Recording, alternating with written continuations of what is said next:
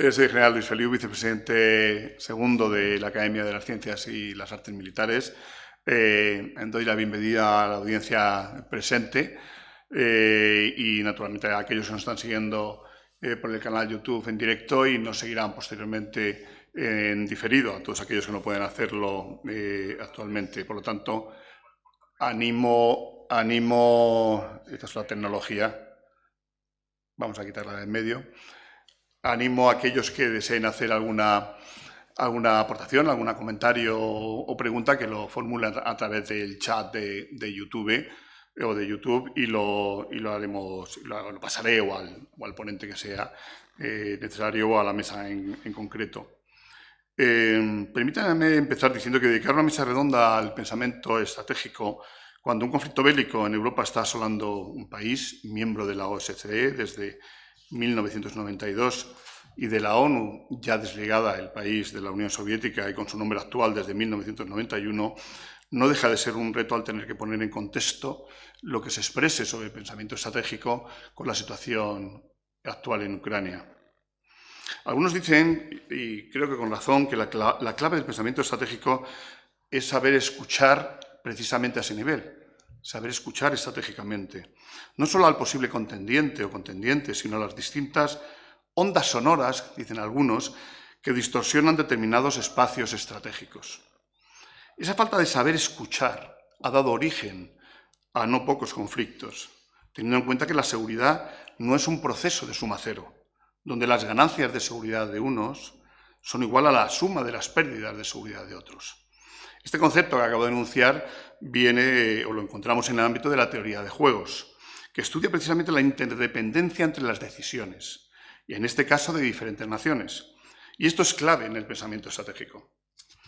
Según se indica en el libro editado por esta academia, Estrategia, una forma de pensar, el pensamiento estratégico se desarrolla en un espacio dotado de sus propias referencias, de su propia lógica, y donde la gran cantidad de variables que intervienen en él sin duda hacen difícil articular ese pensamiento que se encuentra entre el arte y la ciencia. En otro libro de referencia titulado Repensando el liderazgo estratégico, escrito por Federico Aznar, capitán de fragata académico de esta Academia de Ciencias y Artes Militares, se nos recuerda unas palabras de John Adair, que indica que dentro de las funciones del líder estratégico se encuentra, entre otras, proporcionar precisamente su pensamiento estratégico, además de definir la misión y su visión de cómo alcanzar los objetivos esenciales que se plantea. Creo que la falta de liderazgo estratégico, por un lado, y de pensamiento estratégico adecuado, por otro, ha generado la situación de falta de seguridad que sufrimos alrededor de ese istmo que une la península europea con el continente asiático. A algunos les llamará la atención que le llame istmo, pero bueno, es que Europa es continente porque somos eurocéntricos, ¿no?, desde el Renacimiento. Pero si lo ve uno desde cierta altura, pues vemos que es una península, efectivamente grande, pero es una península de Asia. Y eso hay que tenerlo en cuenta también. Y en ese sentido, tenemos también, hablando del Renacimiento, un cartógrafo, ha sido mencionado en alguna conferencia, famoso cartógrafo llamado Mercator. Mercator nos legó una proyección, la Universal Transversa, la UTM, Transversa Mercator, que naturalmente lleva su nombre, y Mercator decía que la geografía son los ojos de la historia. Y efectivamente, así se escribe la historia muchas veces equivocada, con gran desconocimiento de la geografía, con gran desconocimiento de la historia y con un mejorable pensamiento estratégico. Es por todo ello que nos ha parecido muy interesante presentar esta mesa redonda que se basa en la reflexión de destacados analistas militares que me acompañan y que ha sido expresada anteriormente en el libro que he citado, Estrategia, una forma de pensar, y que vio la luz antes del inicio de la guerra de Ucrania, pero que puede servir para entender muchas cosas y que nos servirá de referencia para esta charla. Los dos primeros ponentes contarán con unos 15 minutos y el último con algo más por las razones que indicaré luego. Me van a permitir presentar a cada uno de los ponentes y provocar su reflexión con una cuestión previa que yo les lanzaré, para darle la palabra de forma inmediata y así sucesivamente. Sin más dilación paso a presentar al primer ponente. José Pardo de Santayana es coronel diplomado de Estado Mayor, coordinador de investigación y analista principal del Instituto Español de Estudios Estratégicos. Es autor de numerosas publicaciones sobre asuntos estratégicos actuales y del pasado, y académico de número de la de Ciencias y Artes Militares. También es miembro colaborador de la Academia de la Historia de Cuba y presidente de la Fundación Tomás Moro.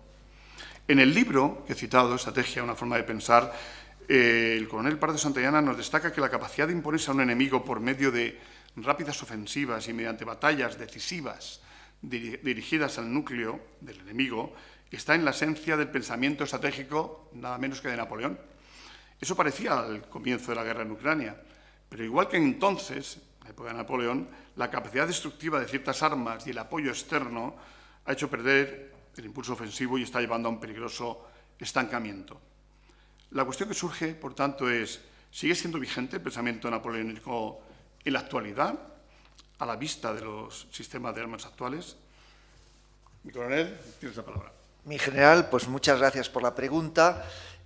No cabe duda de que la figura de Napoleón pues, proyecta su sombra en el mundo de la estrategia, fundamentalmente porque él llevó a la actividad militar y a la actividad estratégica a su apogeo en un momento, y como consecuencia de ese periodo prolongado de actividad militar y del apogeo de la actividad militar, nacería la estrategia como ciencia. Es verdad que a continuación se produjo una transformación muy profunda de la actividad militar como consecuencia de la Revolución Industrial, como consecuencia de la transformación de las sociedades del siglo XIX, y lo siguiente que va a experimentar la historia militar en términos mayúsculos va a ser la Primera Guerra Mundial. Se va a presentar como un profundo fracaso del pensamiento estratégico. Y esta circunstancia se debe a que de que el pensamiento va a nacer como consecuencia de una experiencia, que luego se produce una gran transformación con muy pocas guerras significativas en ese gran periodo largo, y por tanto no se va a experimentar en la actividad militar lo que supone en términos de transformación lo que ha sido la Revolución Industrial. Y será el general Moltke el que se dé cuenta de cómo la Revolución Industrial obliga a repensar y replantear muchísimas cuestiones en el ámbito militar. Lo hace con éxito, vence a sus enemigos en todas las confrontaciones, se convierte en la referencia, pero se va a interpretar mal el éxito del general Moltke. Se va a interpretar mal porque él, que sí ha interpretado el cambio, va a parecer que repite los principios napoleónicos cuando en el fondo no lo hizo. Y la ofensiva que había caracterizado al modelo napoleónico, ya con las nuevas armas, pues no tiene esas posibilidades que había demostrado el tiempo napoleónico, pero él vence en campañas ofensivas, y vence en campañas ofensivas básicamente por un principio organizativo, porque organiza un sistema de movilización que le va a dar la ventaja, va a llevar más deprisa a más hombres al campo de batalla que sus enemigos, los va a vencer por desbordamiento, pero en unas circunstancias en las que las armas pues, han dado una ventaja muy importante a la defensiva. Va a crear, por tanto, un espejismo de que los principios napoleónicos siguen vigentes, y con ese espejismo se llega a la Primera Guerra Mundial, y entonces se ve lo que es la realidad de la guerra como consecuencia de esas profundas transformaciones de orden material, también de orden inmaterial, y del cambio de la sociedad. Este fenómeno de desacoplamiento no se está produciendo de forma tan clara ahora, porque es verdad que hemos vuelto a vivir una profunda revolución, de nuevo, una transformación profunda del modo de hacer la guerra, de nuestras sociedades como consecuencia no de esta primera revolución industrial, sino de la revolución de la información. Pero ya en la guerra del Golfo empezamos a ver un poco cómo se transformaba el modo de hacer la guerra como consecuencia de estas transformaciones tecnológicas, y ha habido sucesivos guerras en que el mundo ha podido irse adaptando a estas transformaciones, tanto de orden tecnológico como de transformación social.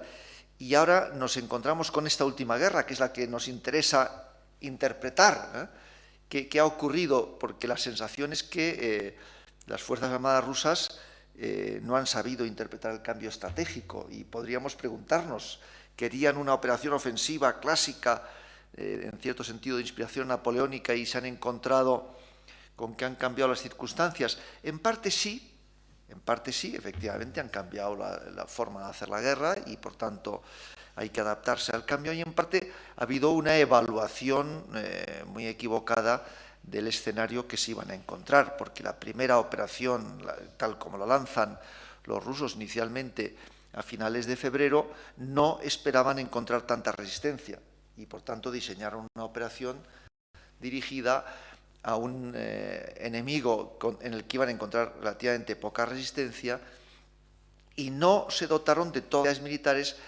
que hubiese requerido la circunstancia, como luego se ha probado, ¿no? Y diríamos que nos encontramos ahora ya frente a una operación que está en las fases muy iniciales, en que parece que los rusos quieren lanzar todas sus capacidades militares frente a la resistencia ucraniana. Quizás también esté dando una imagen también falsa del modelo estratégico las Fuerzas Armadas rusas, porque parece que hayamos de desgaste, y cabe preguntarse si no es que las Fuerzas Armadas rusas, el ejército desplegado en Ucrania, está esperando a que las condiciones meteorológicas y del terreno le permitan desarrollar una operación en todas sus capacidades ofensivas, precisamente porque mientras no se seque el terreno, mientras siga habiendo barro, la famosa Rasputitsa, que se da en Ucrania y en Rusia, no pueden salir los vehículos acorazados, los vehículos pesados y incluso los vehículos logísticos de unas vías de comunicación. Por tanto, es posible que veamos en el plazo de tiempo corto, en 1, 2 o 3 semanas, a las Fuerzas Armadas rusas lanzar una ofensiva más convencional, que en algo, no en todo, en algo se parecería a una ofensiva napoleónica. Lo que sí que hemos visto hasta ahora, y esto esperamos que siga teniendo presencia en las operaciones de esta guerra, es que el material ligero, antiaéreo y anticarro tiene una enorme eficacia, que los drones tienen una enorme eficacia, que reducen la capacidad ofensiva clásica de las unidades que todavía seguimos teniendo las Fuerzas Armadas y que nos recuerdan más a la Segunda Guerra Mundial que al siglo XXI. De alguna manera eso está influyendo en la guerra, pero también estamos viendo cómo la guerra está muy deslocalizada. Es decir, que vemos a las unidades operativas desplegadas en Ucrania, pero sabemos que desde cuarteles generales exteriores a Ucrania, de Estados Unidos y de otros países de la OTAN, se está teniendo una implicación directa e importante en la guerra por medio de la inteligencia, por medio de la guerra electrónica, por medio de la dimensión cibernética de la guerra. Y estamos descubriendo, por tanto, que en este nuevo escenario, tras la revolución tecnológica y de la información, pues la guerra tiene unos perfiles completamente distintos, con lo cual no es necesario estar en la zona, ni siquiera cerca, para formar parte de las operaciones militares. La inteligencia es una operación militar y, por tanto, si esa información vía satélite llega de Estados Unidos, de sus satélites, la estudian en Estados Unidos, la elaboran y se la pasan a Ucrania, eso es una parte de las operaciones militares que está completamente deslocalizada de la guerra. Sabemos el peso que tiene la opinión pública y toda la dimensión cibernética, que esa no es que no esté localizada en Ucrania o en cuarteles en la OTAN, sino que es que la sociedad del mundo entero está participando en ella por medio de hackers y de personas que no vinculadas a Estado, que de forma voluntaria han sido convocados y participan en esta guerra. Hemos visto el caso del hundimiento del buque insignia ruso, y aunque no tenemos todos los detalles de las operaciones, sabemos que ahí también han actuado dimensiones distintas de unos misiles ucranianos, una inteligencia procedente de otro lugar, probablemente también guerra electrónica, y todo esto se combina para dar unos resultados militares en el campo de batalla.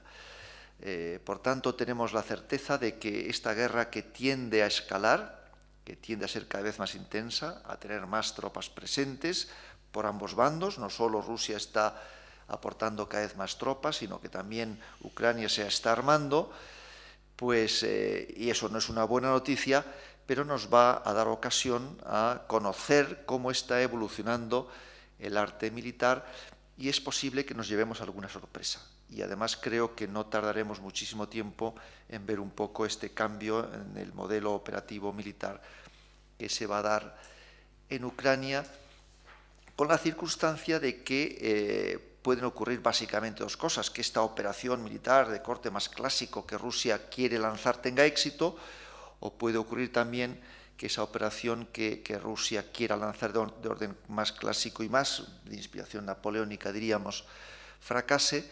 En el caso de que la operación rusa fracase, habrá una escalada, no sabemos muy bien en qué sentido. Puede ser una escalada en el sentido de la movilización de la nación rusa para la guerra, con una dimensión mayor de implicación. Incluso no hay que descartar la posibilidad de que Rusia escale al ámbito nuclear o algún otro tipo de arma de destrucción masiva. Y en el caso de que Ucrania sea vencida en esta operación, pues podemos pensar que eso se ha explotado por el ejército ruso y aspira a una mayor ganancia territorial, y bueno, pues en cualquier caso estaremos pendientes para analizar las circunstancias, y no cabe ninguna duda de que esta guerra va a ser un hito en la evolución del pensamiento estratégico y del empleo de fuerzas militares. Muy bien, José María, muchísimas gracias. El haber colocado esas dimensiones distintas, ¿no? Esa dimensión del espacio, en el ciberespacio, en esa dimensión de la inteligencia controlada a distancia, esa dimensión de la guerra en el ámbito cognitivo, es una guerra cultural, es una guerra de percepciones, de sensibilidades, es una guerra donde entran elementos, una dimensión diferente, que son los medios de comunicación social, que entran directamente. Y también entra, como has dicho, otros elementos también, que no está comprobado, pero yo lo he leído y no ha sido desmentido, y es que incluso algunas empresas están involucradas, no digo empresas de armamento, algunas empresas están involucradas en el conflicto, ¿no? Entonces, por citar alguna, Google, Microsoft, X-Space, y no lo hacen de forma coordinada con ninguna nación, ¿no? Lo hacen porque lo hacen. Entonces, estamos hablando de que, claro, el poner sobre la mesa, ha puesto con el Padre Santayana, esas dimensiones distintas de un conflicto, nos abren un escenario absolutamente desconocido, que es una de las cosas que el pensador estratégico tiene que analizar, ¿no? El pensador estratégico no está en la táctica, en el tacto, no, toca poco el suelo, ¿no? Es así, que se tiene que elevar y ver la forma precisamente de prevenir las futuras guerras, ¿no? Que hace el personal estratégico. Muy bien, pues muchísimas gracias. Nos has abierto algún frente muy interesante. Y a continuación, permítanme presentar a Luis Bárcenas Medina, coronel diplomado de Estado Mayor, actualmente al mando del Regimiento de Transmisiones número 22. Ha sido analista en el Estado Mayor de la Defensa y en la Dirección General de Política de Defensa. En eso coincidimos, hemos estado los dos analizando en las mismas áreas, cuando yo era, tengo que decirlo, mucho más joven. Ha estado también destinado en planes operativos del Eurocuerpo en Estrasburgo. Por lo tanto, esa dimensión multinacional la tiene muy clara. Hay que salir fuera y trabajar con oficiales de otras naciones para entender muchas cosas que desde tu despacho, aquí en la castellana, muchas veces no se entienden. Y entonces es muy interesante. Es académico correspondiente de la de Ciencia y Artes Militares, y en el libro que citaba antes nos hace ver que la guerra de nuestro tiempo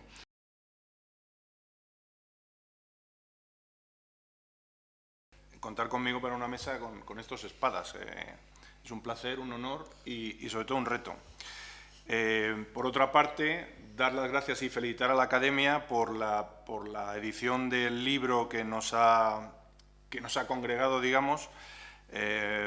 Felicitarle, en mi general, a Vuecencia, a Andrés González y a Federico Aznar, que además de profesores y maestros, son amigos míos, así que les tengo profundo afecto y admiración. Como es un reto, lo que me ha propuesto mi general, pues voy a aplicar una estrategia que es la más efectiva para retos complejos, que es la simplicidad. Los objetivos de la intervención son dos y muy simples. Uno, no aburrir, y dos, ayudar a comprender, que no es poco. ¿Por qué comprender? Porque me parece el verbo clave.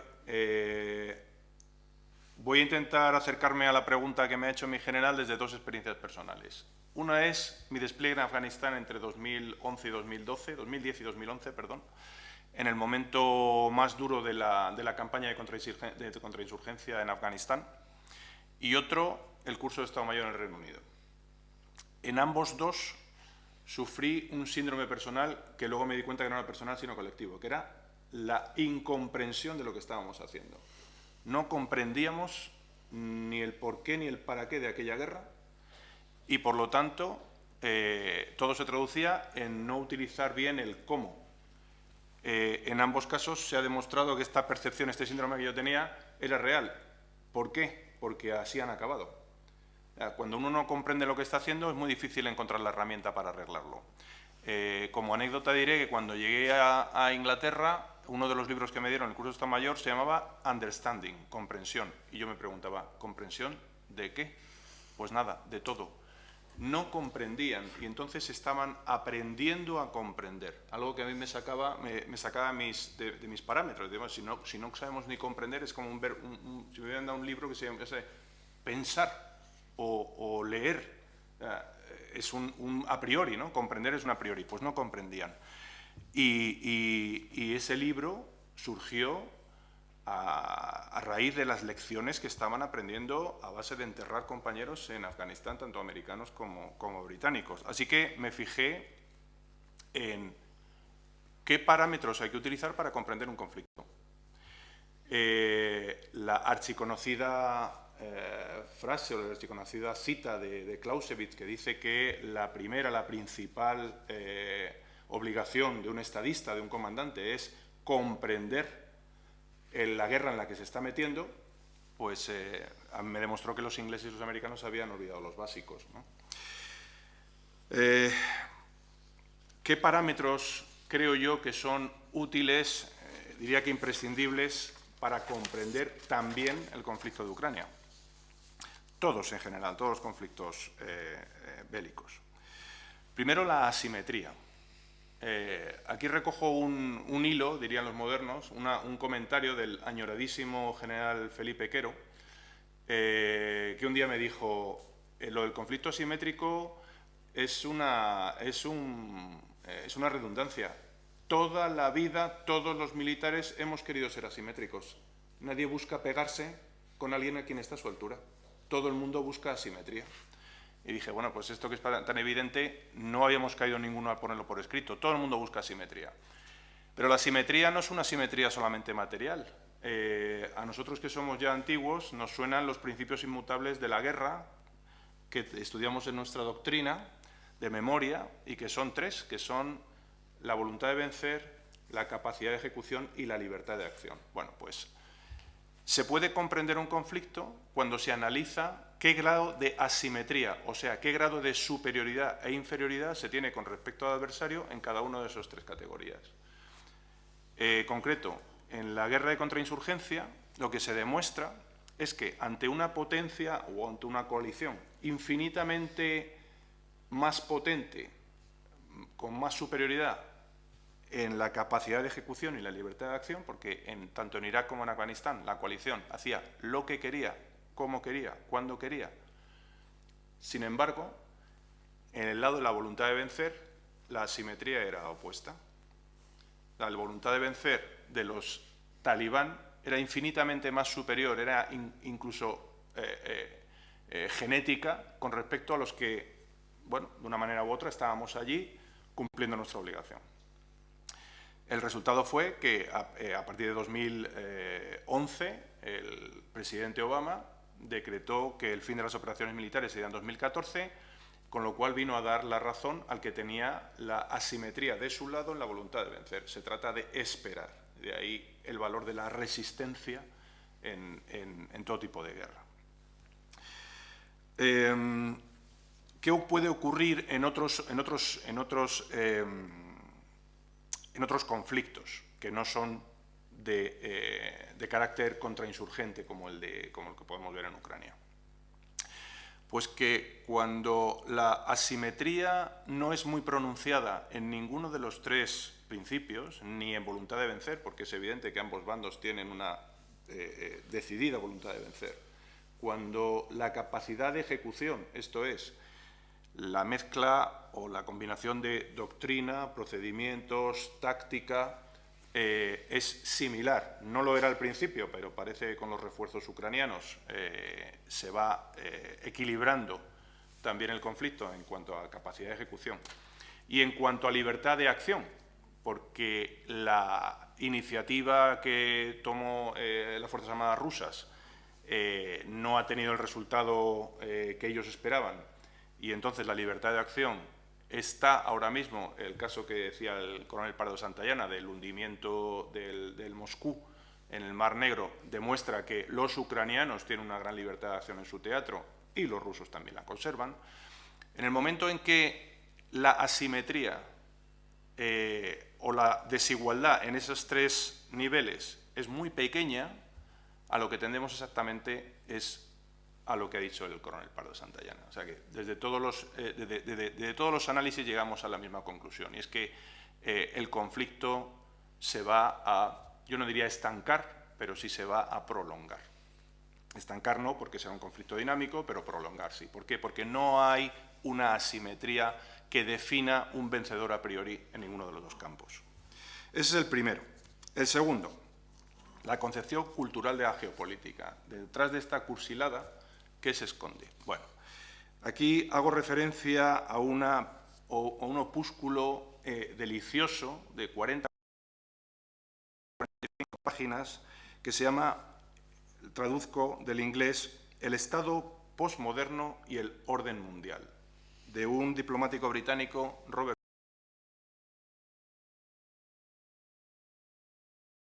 premoderno, y aquí engloba pues, a todo el mundo árabe, fundamentalmente aquellas sociedades que tienen como referencia la religión. Estados modernos son aquellos que son herederos directos y no se han movido hacia adelante de la Revolución Francesa. Pues los estados comunistas, por ejemplo, China, o estados que no siendo comunistas, retienen un componente moderno donde el Estado ha sustituido a la religión como referente, y nos encontramos pues, potencias nada menos que como China o como Rusia, o en cierta medida Israel, o en cierta medida Sudáfrica, o Nigeria, o Brasil, países, México, países poderosísimos que no han accedido al estadio siguiente en la evolución histórica, que es la posmodernidad. En la posmodernidad hemos desembocado fundamentalmente los europeos y en cierta medida los canadienses, los anglosajones, australianos y norteamericanos, aunque no con cierta o con mucha resistencia, porque en realidad la pelea interna dentro de nuestras sociedades es entre aquellos que quieren transicionar hacia la posmodernidad y quienes no están convencidos. Un conflicto, primero, tiene más posibilidad de darse entre entidades que no comparten esta aproximación.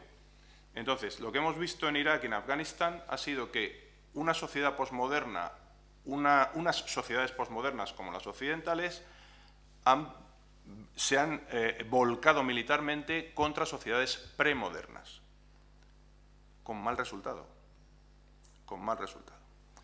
Sin embargo, lo que estamos viendo ahora es que hay sobre el terreno y a nivel regional, porque este conflicto de Ucrania tiene diversas dimensiones, el nivel local, el nivel regional y el nivel mundial. A nivel local hay dos potencias puramente modernas, como son Ucrania y Rusia. Son potencias en las que vemos que el valor de patria, el valor de defensa, el valor de identidad están puestas encima de la mesa y tienen un valor fundamental a la hora de movilizar y a la hora de alimentar esa voluntad de vencer que está tan equilibrada. De tal manera que cuando vemos que dos potencias modernas entran en combate, la conclusión es la misma. Me vas a perdonar, mi coronel, que te mencione permanentemente, pero la conclusión de el conflicto va a largo también desde este punto de vista se confirma. Y la tercera La tercera referencia, o prefiero, mejor, antes de que todo esto, hay una diferencia fundamental cuando los actores no están en el mismo plano cultural, posmoderno. Y es que cuando la guerra la hacen las potencias posmodernas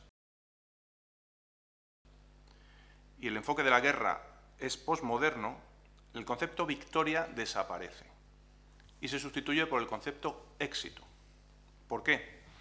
Porque como los conflictos tienden a prolongarse en el tiempo, el bando posmoderno abandona la idea de vencer absolutamente al contrario y lo que quiere es que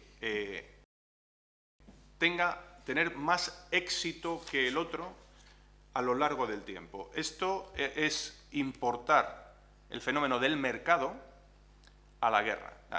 Vamos a poner un ejemplo. Dos operadores telefónicos, A y B. El operador telefónico, o mejor todavía, T y V. El operador telefónico T no quiere, ni pretende, ni puede acabar con la presencia del operador telefónico V, sino que en un mercado que intentan ampliar en un juego no de suma cero,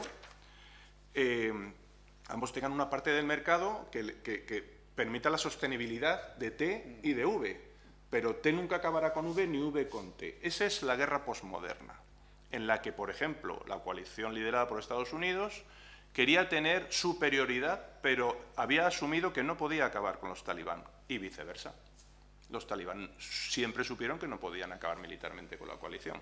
Sin embargo, a lo largo del tiempo, iban buscando una mayor share en el mercado de la guerra. Ahora estamos viendo que en este conflicto esa prolongación lleva también ese camino. O sea, no va a haber, es muy difícil que haya una victoria absoluta de un bando sobre el otro, con lo que al final lo que vamos a ver es cómo en el mercado que se irá localizando de la guerra, unos y otros intentarán tener victorias parciales para permitir que su posición sea sostenible en el tiempo. Y termino. La tercera variable fundamental, el tiempo del enemigo, que esa es la clave. Operaciones orientadas a la fuerza o al terreno, ¿no? Al principio los rusos creo que fueron orientados a la fuerza y ahora se han orientado al terreno. El tiempo corre en contra del que practica la ofensiva. Sin embargo, cuando las operaciones se orientan al terreno, la inversión en el tiempo se produce, de tal manera que jugar con el tiempo y estudiar el tiempo y a quién beneficia el tiempo de cada uno de los bandos nos da una clave de por dónde van a ir, con perdón de la vulgaridad, los tiros, nunca mejor dicho. O sea, cuáles van a ser las fases siguientes del conflicto. ¿Qué debe buscar un estratega? Poner el tiempo a su favor. Y eso se consigue maniobrando estratégicamente. En este caso, cambiando el objetivo de la operación de la fuerza ucraniana al territorio ucraniano. Y ahora sí que finalmente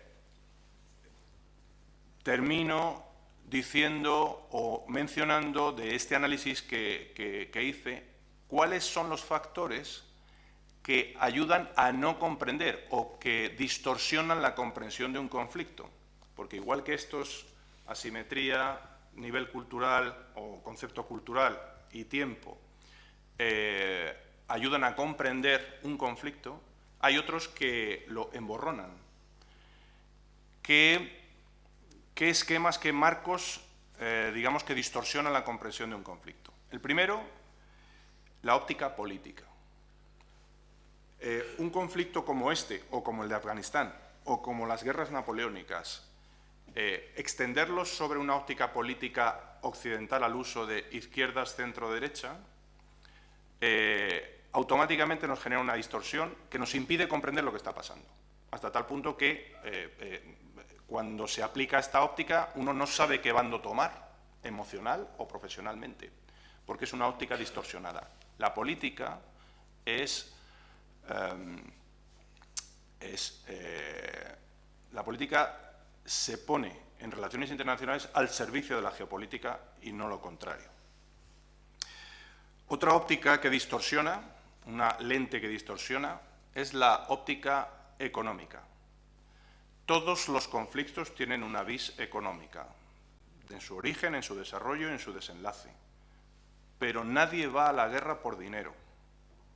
Nadie va a la guerra por dinero, ni en el siglo XX ni en el siglo XXI. En el siglo XIX yo no vivía. Nadie va a la guerra por dinero.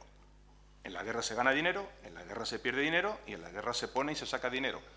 Pero ver un conflicto desde una óptica exclusivamente económica distorsiona su origen hasta el punto de que no se comprenden ni su origen, ni su desarrollo, ni su final. Y finalmente, la propaganda. Otra realidad que distorsiona la comprensión de un conflicto. Yo siempre he dicho que en la guerra se miente, en la guerra hay que mentir con un objetivo muy claro, que es engañar al enemigo. Pero se comete un error muy común. La guerra de Afganistán fue un ejemplo paradigmático, y es consumir la propia propaganda. La propaganda, que debe existir, que es un arma de guerra como cualquier otra, voy a ser también un poco burdo en este ejemplo, es un poco como la ensaladilla rusa.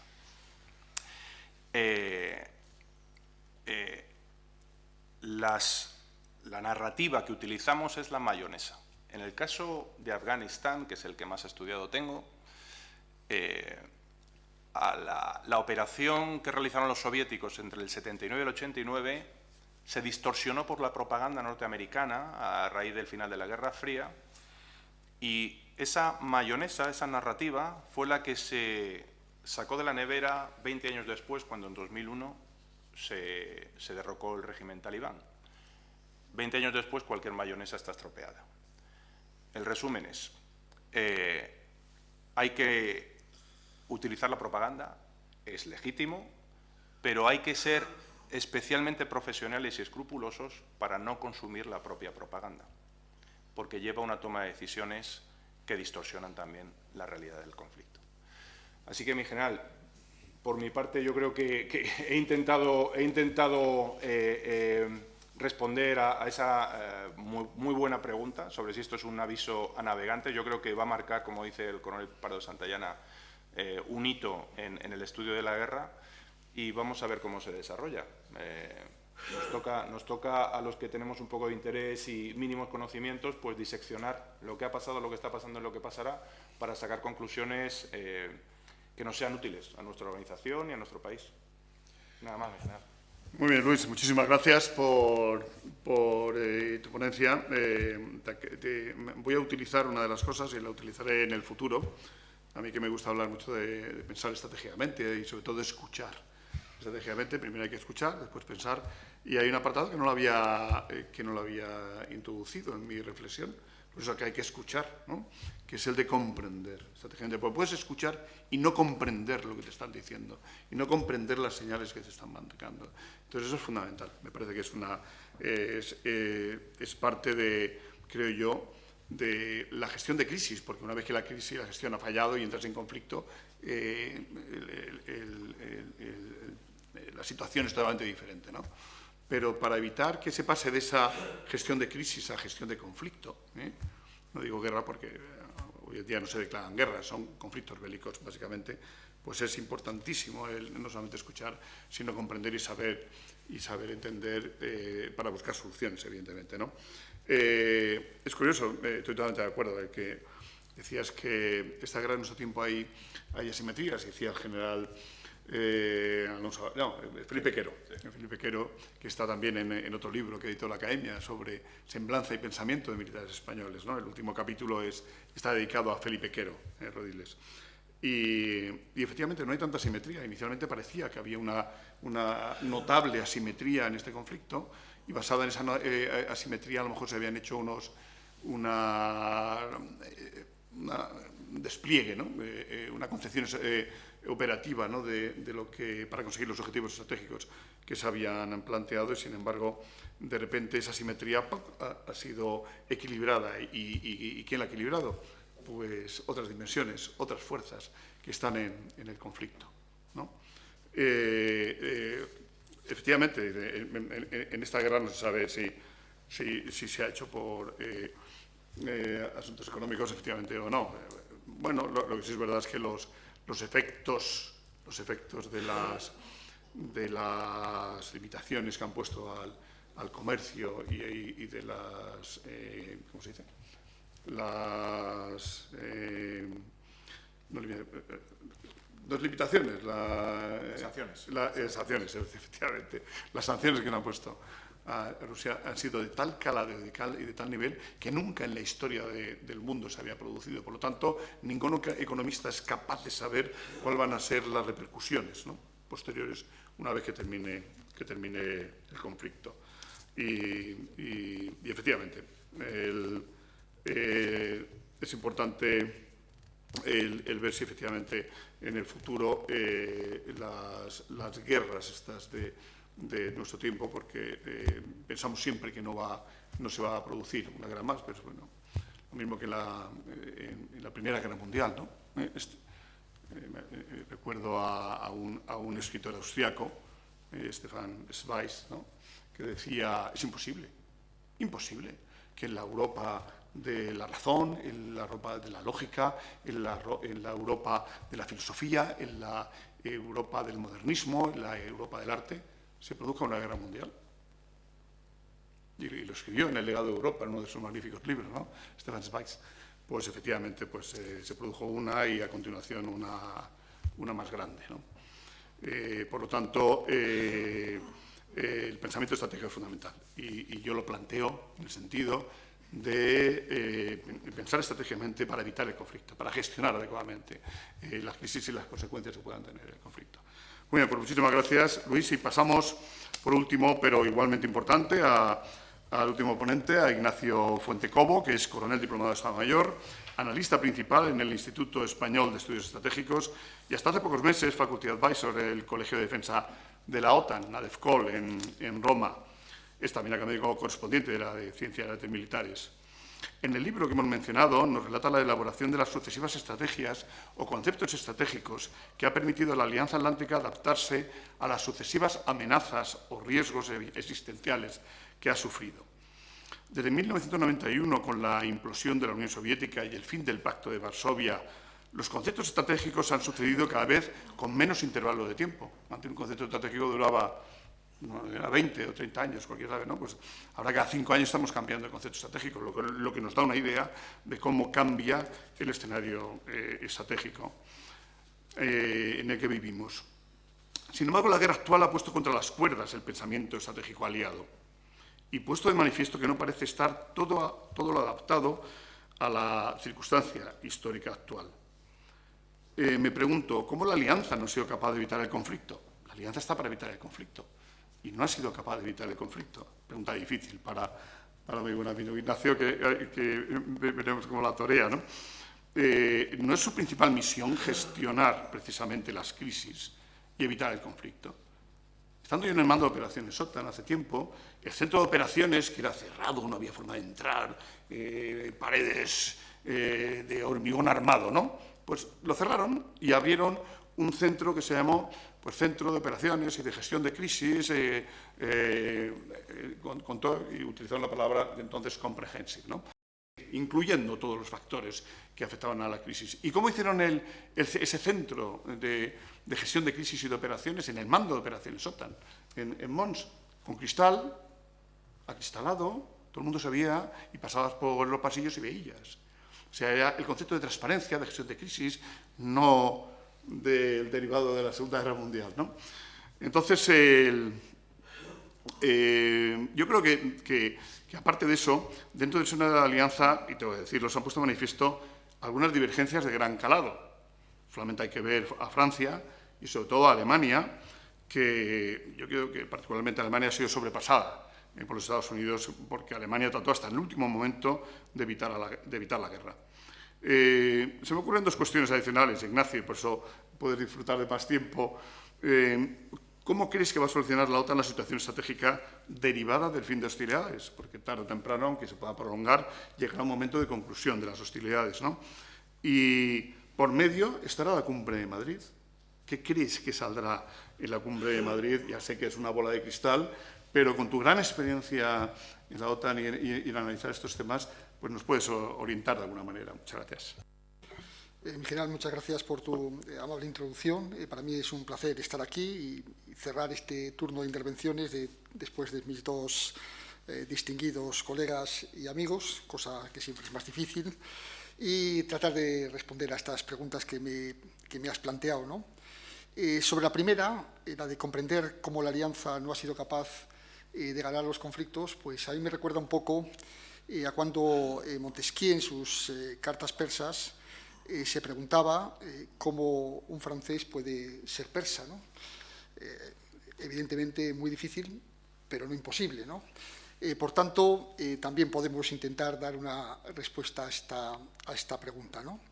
Y lo haré desde el mismo concepto de lo que es la Alianza Atlántica, ¿no? Si nos vamos a su Tratado de Washington y a su articulado, en el artículo 5, nos dice que la misión de la Alianza es hacer frente a cualquier amenaza contra la integridad territorial, la independencia política o la seguridad de sus miembros, ¿no? Y esa es la misión de la Alianza, ¿no? Es decir, lo que esté fuera de sus fronteras no es responsabilidad directa de la Alianza, al menos no lo recoge así su tratado, ¿no? Eso no quiere decir que la Alianza no deba o no pueda hacer cosas más allá de las fronteras, ¿no? Y así lo ha venido recogiendo los últimos conceptos estratégicos, ¿no? En función de los entornos, ¿no? En el último de ellos, todavía en vigor, el concepto estratégico del 2010, aprobado en la Cumbre de Lisboa, pues junto a esta misión de defensa territorial de los socios, planteaba dos tareas fundamentales adicionales, ¿no? Una que era la gestión de crisis, orientada hacia la estabilización, sobre todo de la periferia y de las regiones vecinas, y la otra era la de la seguridad cooperativa, ¿no? Mejorar las capacidades de defensa de sus socios, amigos y vecinos, en el entendimiento de que, siendo más estables y más seguros, la alianza también lo sería, ¿no? Este concepto luego se desarrollaría en la cumbre de Varsovia bajo una denominación que es un eufemismo de proyección de estabilidad, que aunque el propio Consejo Atlántico nunca lo ha definido, sí que lo hizo el Comité Militar a través de un documento en el que recogía precisamente esa idea, estabilizar la periferia para ser más estables dentro, ¿no? El problema de los conceptos estratégicos y con ellos de la estrategia de la OTAN, en mi modesta opinión, es fundamentalmente dos, o es doble, ¿no? Por una parte, que la alianza, como cualquier organización que se precie, establece estrategias en función de la experiencia que ha adquirido de las vicisitudes pasadas, ¿no? Y si analizamos todos los conceptos estratégicos, los 8 que ha habido hasta ahora, y vemos cómo se han ido formulando y cómo se va a formular el próximo, que se va a aprobar en Madrid dentro de unas semanas, pues lo que hace es recoger la experiencia de la alianza de los años anteriores. El actual recoge lo que ha ocurrido en el ámbito aliado en la primera década de este siglo y con mucha inclinación, más que a la defensa colectiva, a la gestión de crisis, sobre todo a la luz de la experiencia, como bien comentaban mis colegas anteriormente, de lo ocurrido en Afganistán, ¿no? Y por tanto se da una mayor relevancia a la gestión de crisis sobre el núcleo, la tarea básica de la alianza, que es la defensa territorial, ¿no? Es decir, a la alianza siempre le ha faltado cierta capacidad de prospectiva para anticiparse al futuro. Y por eso sus conceptos normalmente se han quedado caducos bastante recientemente. Esto no lo digo yo, ¿no? Lo recoge también nuestro embajador en Bruselas, en un documento que publicaremos próximamente en el Instituto Español de Estudios Estratégicos sobre la OTAN después de la cumbre de Madrid, ¿no? Esa capacidad o esa facilidad de la alianza para hacer obsoletos sus conceptos estratégicos muy rápidamente, ¿no? El segundo problema es que no es fácil cambiar los conceptos estratégicos, ¿no? ¿Y por qué no lo es? Pues porque requiere el consenso, ¿no? Y en una alianza que ahora mismo es de 30 socios, pero que quizá en el futuro, si incorporamos o no a países como Ucrania o Georgia, quizá en el futuro, ya veremos, pues al lograr un consenso entre tantos socios es muy complicado, muy complicado. Y la alianza es consciente de ello. Entonces, lo que ha hecho, más que modificar, como decías tú, los conceptos, cada pocos años lo que ha hecho ha sido adaptarlos progresivamente en función de las circunstancias. Cada vez que venía un nuevo acontecimiento, había una cumbre atlántica y se introducían una serie de medidas que trataban de dar respuesta a ese evento que había afectado a la vida y al funcionamiento normal de la alianza, ¿no? Quizá los dos acontecimientos más importantes de esta segunda década del siglo XXI han sido las primaveras árabes del 2011 y, evidentemente, la crisis de Ucrania de 2014 y, más recientemente, de febrero de 2022, ¿no? Y la alianza lo que ha hecho ha sido dar unas respuestas ad hoc a lo que han ido ocurriendo en estas crisis, fundamentalmente a partir del año 2014, ¿no?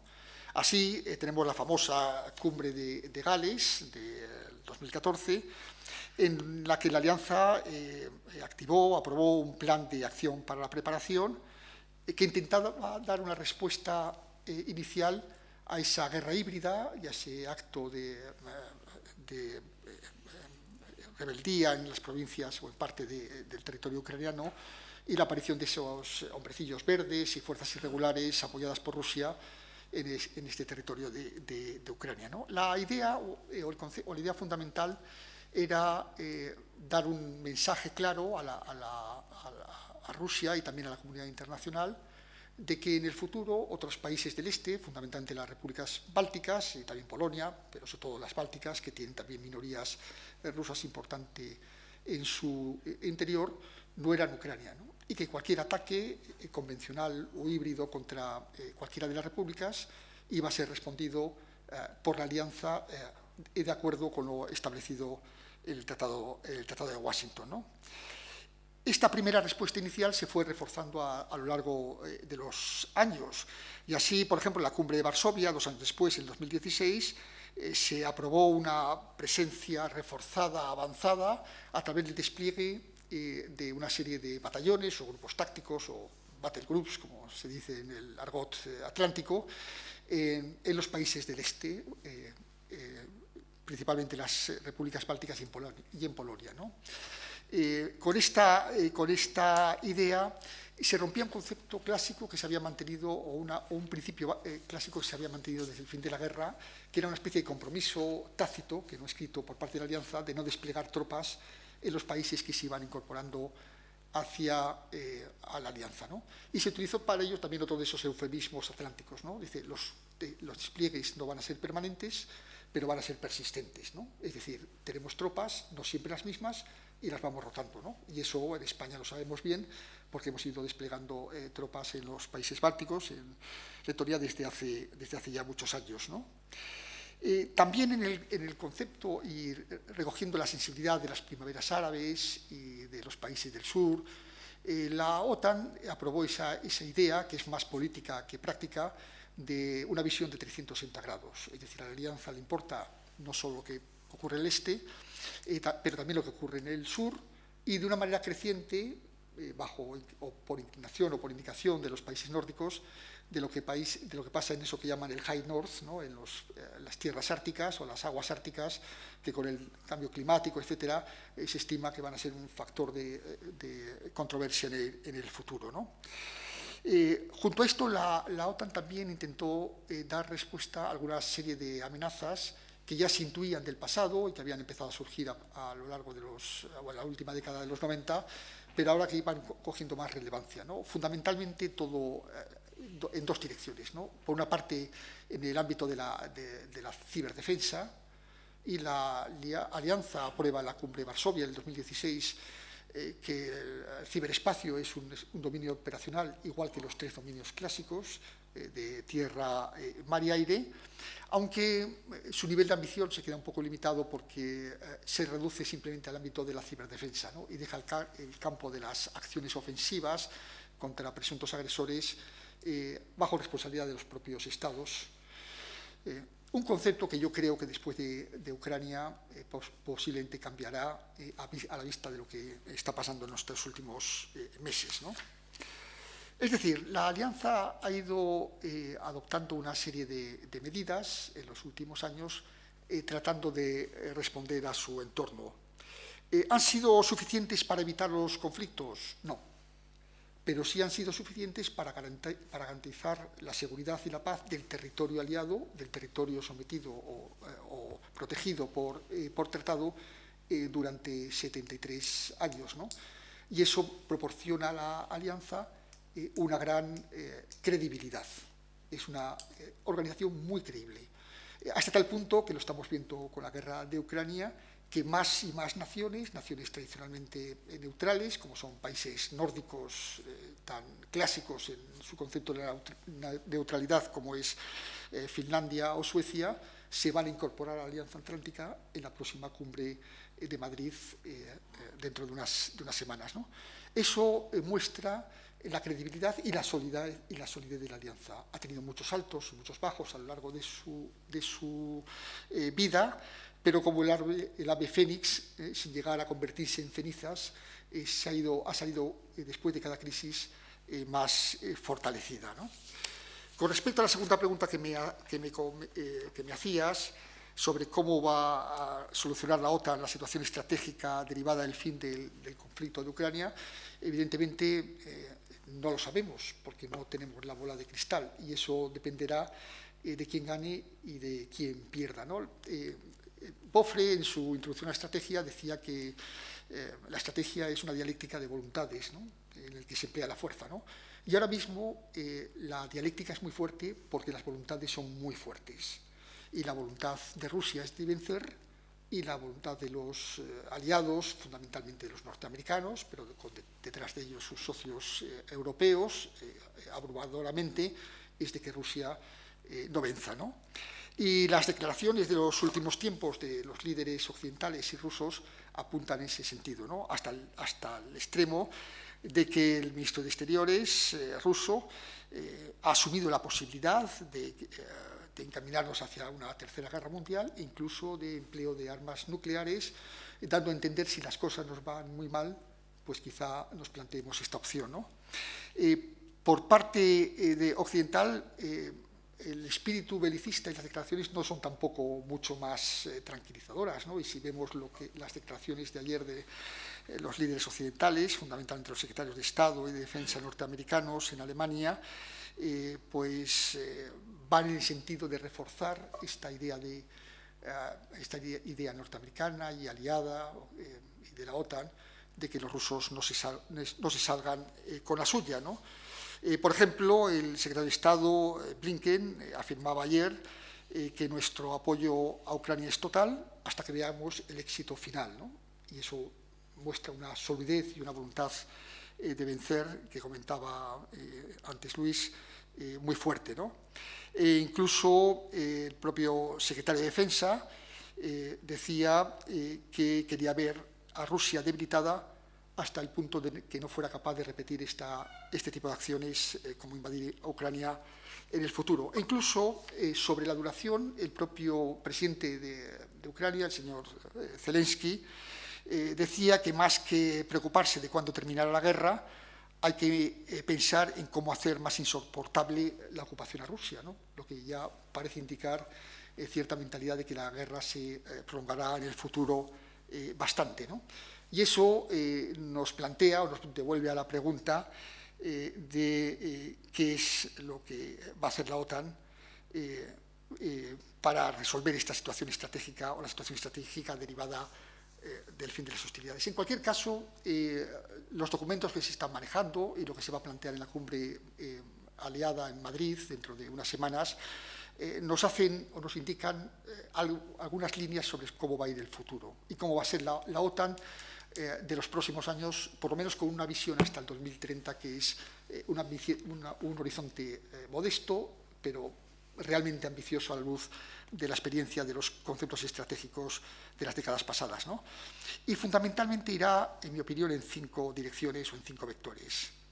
En primer lugar, será una OTAN más política, con un incremento de las consultas políticas y de la coordinación entre aliados, y lo que se va a buscar es fortalecer el vínculo transatlántico. Este vínculo, o la fortaleza de este vínculo, ha sido uno de los grandes elementos en cuestión en los años anteriores, y ya desde la época de la intervención en Libia en el año 2011, pero que se ha repetido sucesivamente en la última década y de una manera muy evidente durante la crisis de Afganistán, ¿no? Esa confianza en las garantías de seguridad de nuestros socios norteamericanos, ¿no? Por tanto, este sería uno de los primeros vectores, una OTAN más política, ¿no? El segundo va a ser un incremento de los elementos de disuasión y de defensa, más despliegue de tropas, más capacidades y más presupuestos de defensa, ¿no? Y hacia eso apunta el futuro de una manera muy evidente. La cumbre de Gales lo indicaba, algunas naciones se pusieron en marcha a partir de entonces, otras van un poco más, o vamos un poco más rezagados, pero todas las naciones de la Alianza están aumentando sus capacidades y están aumentando sus presupuestos, también nosotros, ¿no? Algunas hasta el punto de que están multiplicando su ejército por 2, como es el caso de Polonia, y otras están creando un nuevo ejército, como es el caso de Alemania. Es decir, lo previsible y lo que podemos esperar en el futuro será una OTAN más poderosa desde el punto de vista militar y más orientada hacia las capacidades y hacia la guerra convencional que hacia la gestión de crisis o a la seguridad cooperativa. El tercer vector que yo apuntaría sería el de un refuerzo de la resiliencia de la organización y también de las sociedades aliadas, ¿no? Evidentemente, el concepto de resiliencia es una responsabilidad nacional, ¿no? Pero la OTAN va a hacer mucho en el futuro, y ya lo está haciendo, a través del diseño de una serie de objetivos que orienten a las naciones sobre cuáles deben ser sus metas en el campo de la resiliencia. La capacidad de las naciones de responder o de absorber los ataques y recuperarse lo más rápidamente posible. En unas circunstancias que, como decía el secretario general de la OTAN, hay que dar respuesta a amenazas que se cuelan por los pasillos de nuestras viviendas, ¿no? El siguiente factor, el cuarto de los factores, sería el de mantener la ventaja tecnológica. La OTAN es una organización tecnológicamente avanzada y una de las bases de la credibilidad ha sido precisamente el gradiente tecnológico sobre sus adversarios potenciales. Uno de los factores o de las percepciones que está teniendo la Alianza es que esta diferencia tecnológica se está perdiendo en los últimos años con la emergencia de nuevas potencias, fundamentalmente China, pero también Rusia, India, etcétera, ¿no? Y a tal efecto, la OTAN lo que está haciendo es crear un acelerador de innovación en la defensa, que lo que trata es potenciar estas nuevas tecnologías en los momentos en los que el mundo se dirige hacia una nueva revolución tecnológica, también de los asuntos militares, ¿no? Y por último, y este quizás es un aspecto más controvertido desde nuestra visión, la OTAN va a hacer un mayor esfuerzo por mantener un sistema internacional basado en las reglas existentes hasta la fecha, ¿no? En unos momentos, en un entorno y unas circunstancias donde estas reglas son disputadas en amplias partes del mundo y por un número creciente de sociedades. La OTAN va a manifestar, y posiblemente lo dirá de una manera muy taxativa en Madrid dentro de unas semanas, que pretende defender sus valores frente a otras sociedades que lo disputan. Finalmente, la última de las preguntas sobre cómo será el pensamiento estratégico derivado de la cumbre de Madrid, y en un par de minutos, comentar que lo primero que recoge la Alianza, o lo primero que estima la Alianza, es que el paradigma estratégico que vigente hasta la fecha, que es el de la posguerra fría, se ha acabado. ¿Y en qué consistía este paradigma? Pues fundamentalmente en algunas verdades hasta ahora absolutas, como eran el de la inexistencia de los conflictos internacionales, todo eran conflictos internos, y por tanto la Alianza lo más que podía hacer era intentar gestionarlos como si fueran crisis. La idea o el paradigma de que Europa era un territorio en paz, y por tanto lo único que debía hacer la Alianza era proyectar estabilidad en las regiones vecinas, y dedicarse a la gestión de crisis y a la seguridad cooperativas. Y derivado de estos tres, en un entorno seguro y pacífico, como recogen los dos últimos conceptos estratégicos, el 99 y el 2010, la OTAN, o las naciones de la OTAN, podían dedicarse a lo que decía Samuelson, de invertir más en mantequilla y menos en cañones. Ahora este paradigma se ha roto y nos encontramos en un entorno mucho más complejo, en donde se combinan muchos más elementos a los que la OTAN deberá dar respuestas. Se combinarán elementos de guerra convencional y de guerra híbrida en un entorno que se aproxima mucho a una guerra fría, ¿no? En entorno de guerra fría volveremos a las guerras convencionales y seguramente Ucrania no será ni el primero ni el último de los ejemplos, pero también deberá prepararse o estar permanentemente preparadas para sorpresas estratégicas a través de la guerra híbrida, ¿no? Habrá que hacer frente a actores estatales y a otros actores no estatales que también afectan a la seguridad de los aliados y a la seguridad de la alianza, ¿no? Fundamentalmente en dominios como son las ciberguerras o el ciberespacio y el espacio exterior, ¿no?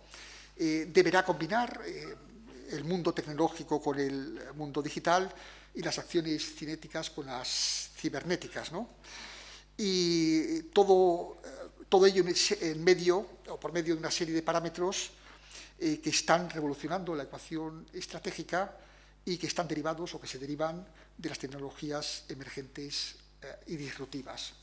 Es decir, tendrá que dar respuesta a muchas cosas, pero fundamentalmente antes la OTAN tiene que dar respuesta a una pregunta básica, ¿no? ¿Qué es lo que quiere hacer en el futuro, ¿no?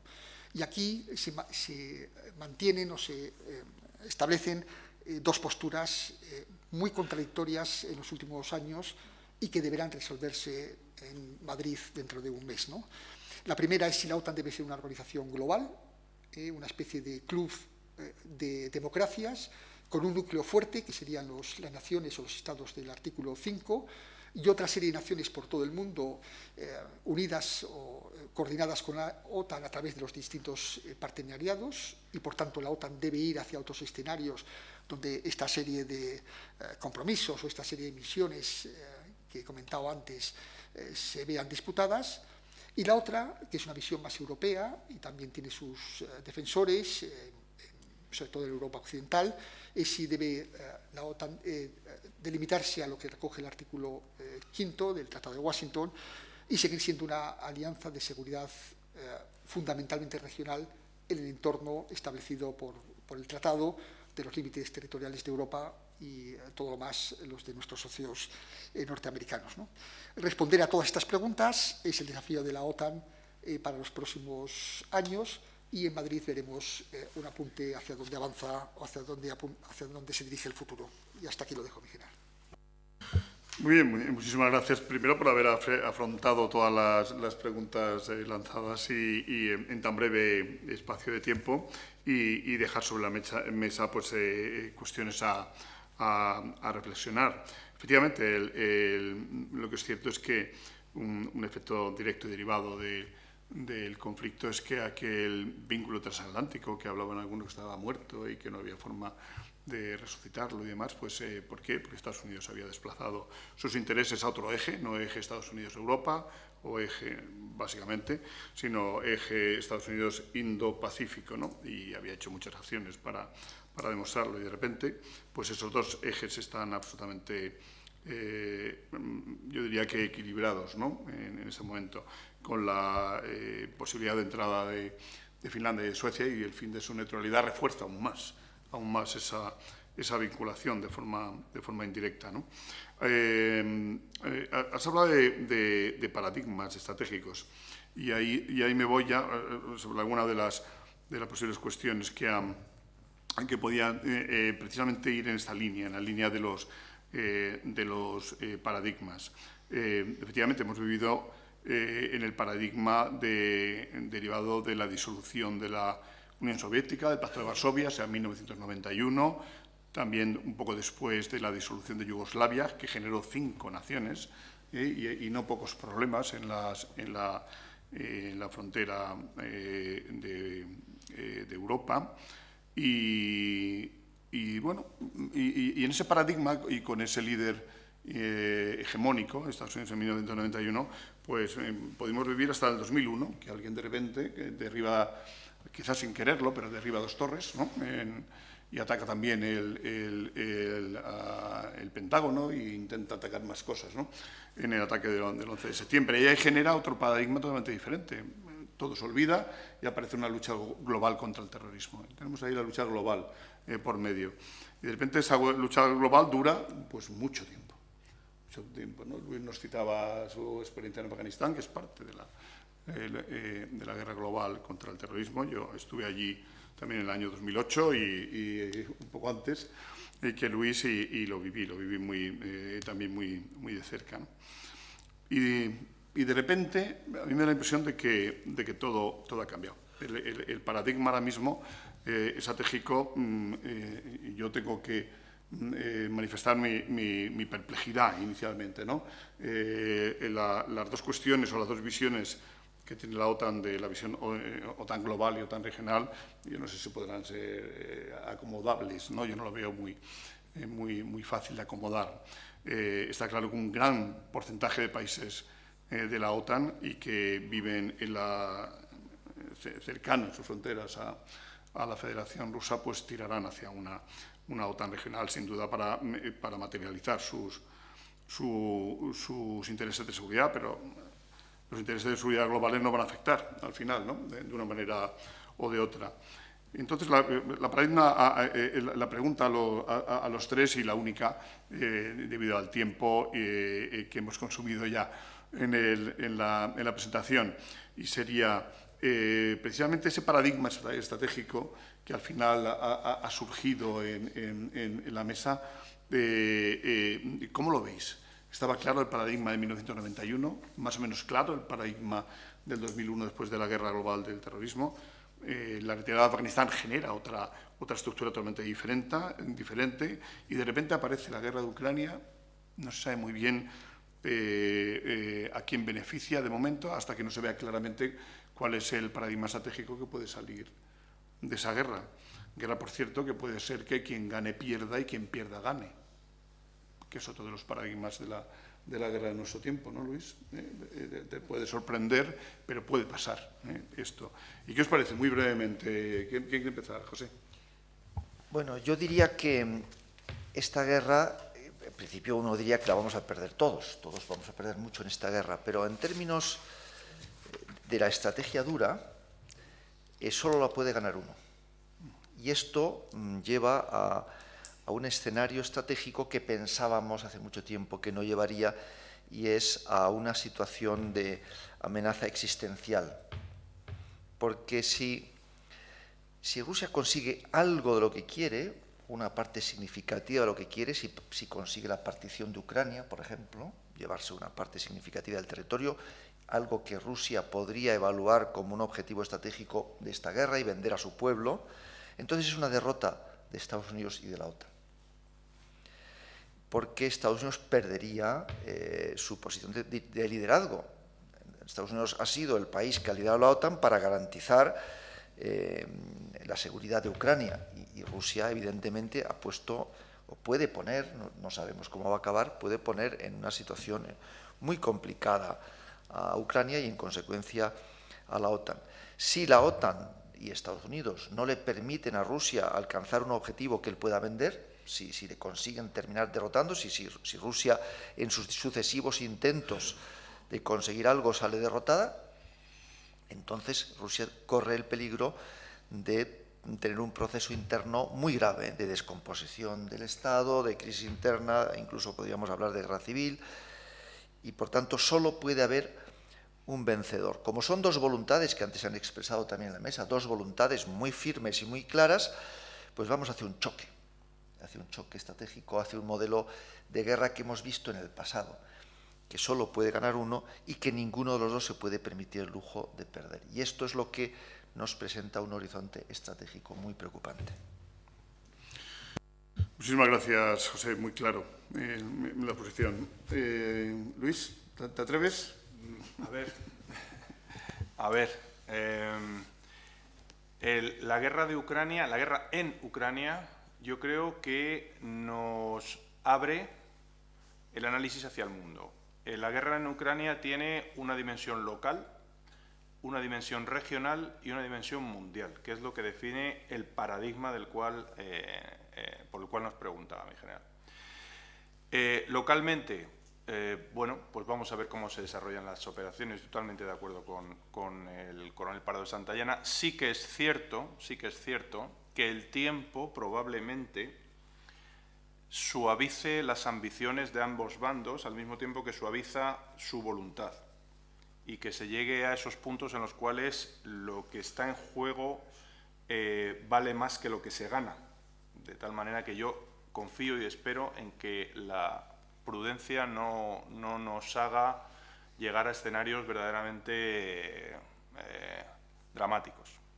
Con lo cual, localmente está por ver. Regionalmente, que es Europa, Europa no tiene sistema de seguridad desde el año 91, básicamente.